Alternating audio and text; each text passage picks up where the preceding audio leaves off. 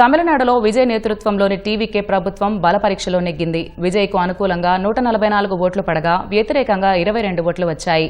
PMK, బీజేపీకి చెందిన మొత్తం 5 ఎమ్మెల్యేలు తటస్థంగా నిలిచారు. 25 మంది అన్నా డీఎంకే ఎమ్మెల్యేలు విజయ్కు జై కొట్టడం గమనార్హం.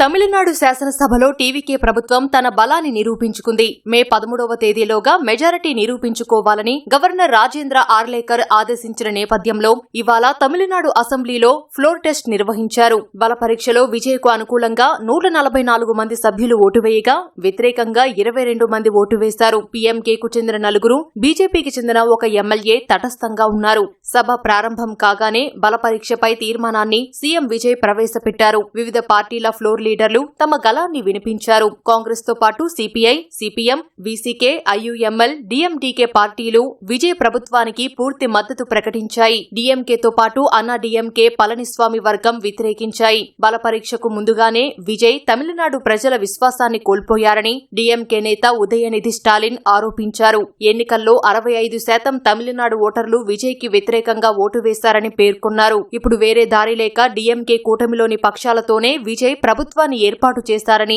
ఎద్దేవా చేశారు. ఎన్నికల్లో ఇచ్చిన హామీలను ఎలా నెరవేరుస్తారని విజయ్ ప్రభుత్వాన్ని ఉదయనిధి స్టాలిన్ ప్రశ్నించారు. తమిళనాడులో రీల్ ప్రభుత్వం కాకుండా రియల్ ప్రభుత్వం ఉండాలని ఆయన పేర్కొన్నారు. ఈ క్రమంలోనే ఓటింగ్ కు దూరంగా ఉంటామని చెబుతూ 59 ఎమ్మెల్యేలు ఉన్న డీఎంకే వాకౌట్ చేసింది. మరోవైపు అన్నా డీఎంకే పళనిస్వామి వర్గం విజయ్ కు వ్యతిరేకంగా ఓటు వేస్తామని ముందే చెప్పింది.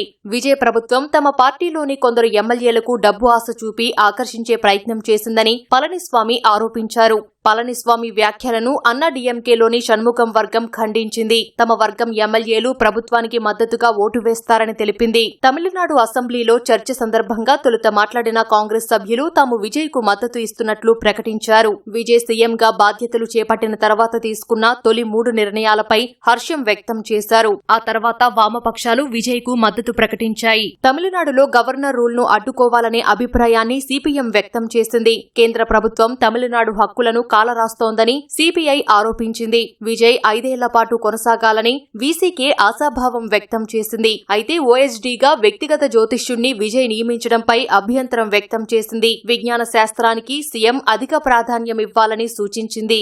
ఏఎంఎంకే బహిష్కృత ఎమ్మెల్యే కామరాజు సైతం విజయ్ కు మద్దతు ఇచ్చారు. 1 ఎమ్మెల్యే ఉన్న డీఎండీకే సైతం విజయ్ కు మద్దతు తెలిపింది. విద్యా సంస్థలు, ఆధ్యాత్మిక క్షేత్రాల వద్ద ఉన్న 717 మద్యం దుకాణాల మూసివేత నిర్ణయంపై హర్షం వ్యక్తం చేసింది. చర్చ అనంతరం టీవీకే ప్రభుత్వానికి మద్దతిచ్చిన అందరికీ విజయ్ కృతజ్ఞతలు తెలిపారు. తమ ప్రభుత్వం పూర్తి 5 ఏళ్ల కాలం పాలిస్తుందని విజయ్ ధీమా వ్యక్తం చేశారు. టీవీకే ప్రభుత్వం సంపూర్ణ లౌకిక విధానాన్ని అవలంబిస్తుందని విజయ్ స్పష్టం చేశారు. గత ప్రభుత్వ హామీలను కూడా కొనసాగిస్తామని చెప్పారు. టీవీకే ప్రభుత్వం అనేది ఓటు వేయని వారిది కూడా అని విజయ్ పేర్కొన్నారు. తమిళనాడు అసెంబ్లీలో మ్యాజిక్ మార్క్ 118 సీట్లు కాగా విజయ్ కు అనుకూలంగా 144 మంది ఎమ్మెల్యేలు ఓటు వేశారు. దీంతో బల పరీక్షలో విజయ్ ప్రభుత్వం నెగ్గినట్టు స్పీకర్ ప్రకటించారు. అనంతరం తమిళనాడు శాసనసభ నిరవధికంగా వాయిదా పడింది.